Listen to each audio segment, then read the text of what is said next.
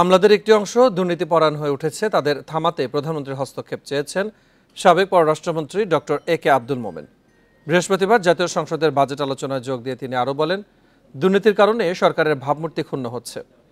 এ সময় সরকারি কর্মকর্তা কর্মচারীদের প্রতি বছর সম্পদের হিসাব দেয়া বাধ্যতামূলক করার কথাও বলেন তিনি। এখন জন্ম সনদ দিয়ে খোলো বিকাশ স্টুডেন্ট অ্যাকাউন্ট, নিজের বিকাশ নিজে কর।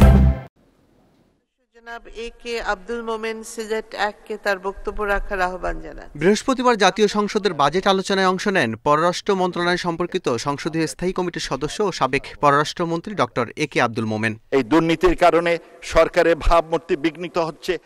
বলেন, কিছু আমলা দুর্নীতিতে জড়িয়েছেন। এখন রন্ধ্রে রন্ধ্রে দুর্নীতি ও প্রশাসনের হয়রানি নিয়ে প্রশ্ন তুলছেন সাধারণ নাগরিক।